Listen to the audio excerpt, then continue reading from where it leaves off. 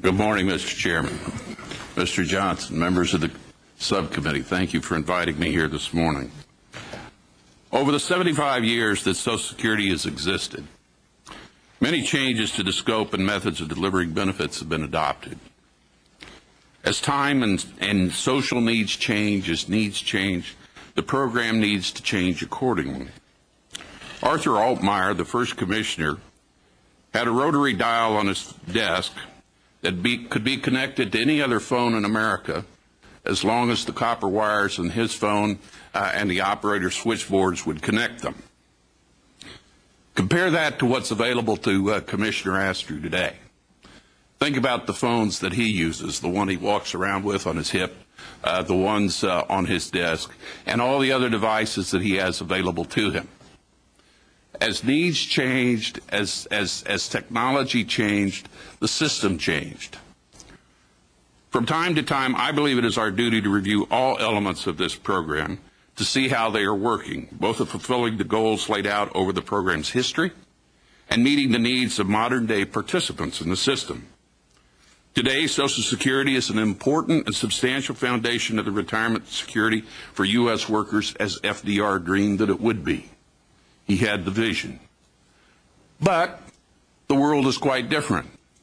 Today, this year, employer-based pensions and profit sharing plans in the United States will pay out benefits that are roughly the equivalent of 1.25 times the Social Security benefits that will be paid this year. For all practical purposes, in 1935, those did not exist. FDR had the vision, though, that Social Security would act as a foundation upon which we could build. And we have built, and we have had problems with some of the buildings, but we have built, and it's been a much better structure than it's often given credit for. Even those who are quite dependent on the system, though, it provides important protections. And they're delineated in my prepared remarks, and I don't intend to review them here this morning, but there are a couple of issues that I would like to address. First of all, Social Security provides somewhat larger earnings replacement to low-wage workers and to high-wage earners. This redistributive structure is actually an insurance feature of the program that protects workers against bad labor market outcomes.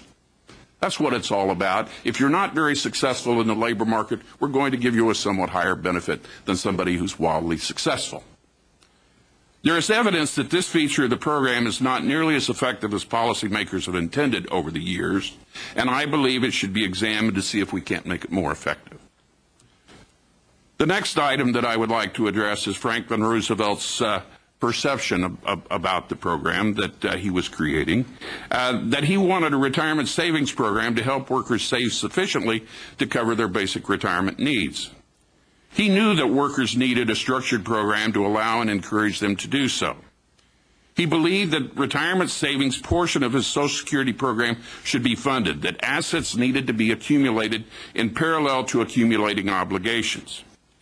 He believed this so strongly that he pulled back the original submission of the proposal that was submitted to Congress because it did not include these provisions.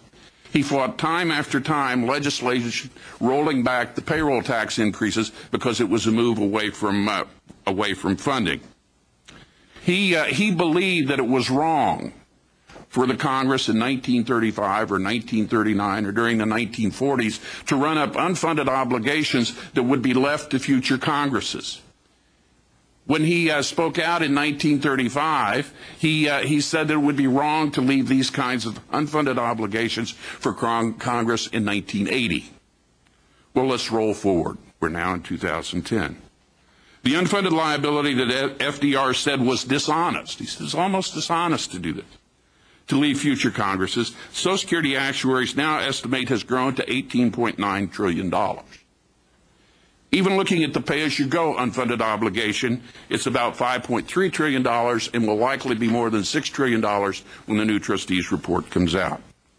Now, how are we going to pay for this?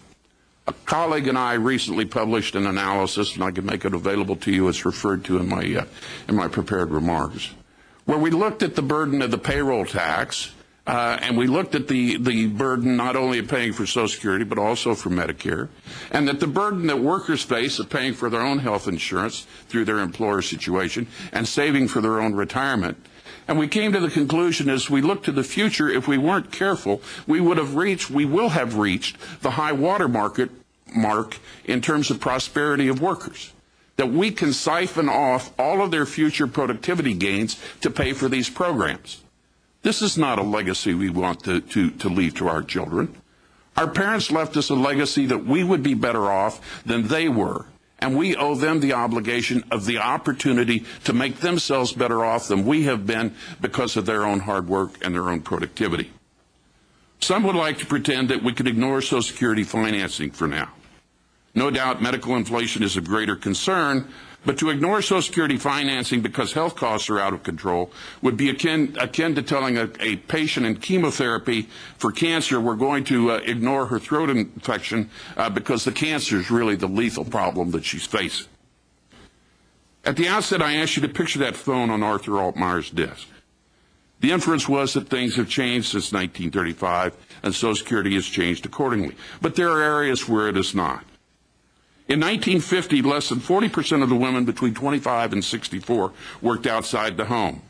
Today, 3 out of 4 women do. More than half of the women with children preschool age are working outside the home. In light of current work patterns, shouldn't we at least review the spousal benefit and the equity issues that it resolves?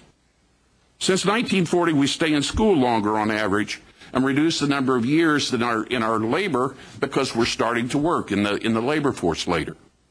In addition, in 1940, when benefits were first paid, a typical person was actually not retiring till about 67, but let's say 65. Today, the most frequently claimed age of Social Security benefits is 62. So we've added 3 years to the retirement period because we're claiming earlier now. In addition, we've extended the retirement period by another 5 years because of longevity improvements. Why can't we at least have a civil conversation about whether increasing retirement age is something we should consider in light of these changes since the program got underway, especially if we're going to leave our children a legacy that they're not going to be able to get ahead the way that we have? It may appear that taxing rich people would be the way to solve this issue while affecting as few people as possible. But it would violate much of the philosophical underpinnings that Franklin Roosevelt believed was the foundation of the program that the public would support through time. Taxing people without giving them commensurate benefits would turn the program into what he characterized as the same old dole: welfare. He found it an unacceptable alternative to his vision of what Social Security could be in this country. It is largely a program for the masses in our society, and they need to participate in the adjustment. Because it is such a large part of the current financing problem, the baby boom needs to be included in any consideration of adjustments to the system. I am a member of the baby boom generation. We deserve a candid conversation about appropriate retirement ages in a modern society, the desirability of spousal retirement benefits for those who do not work outside the home, and payroll taxes. Appropriate growth in real purchasing power of initial benefits under the system over time, especially those at the upper end of the earnings distribution. And appropriate levels of minimal benefits for those at low pay levels over long periods of their career. I believe that Franklin Roosevelt would agree with me, if he were here today, that we ought to at least have this conversation. Maybe we would leave things exactly the way they are, but we ought to at least talk about it, given the situation that we face. Thank you very much. Thank you, Mr. Schieber.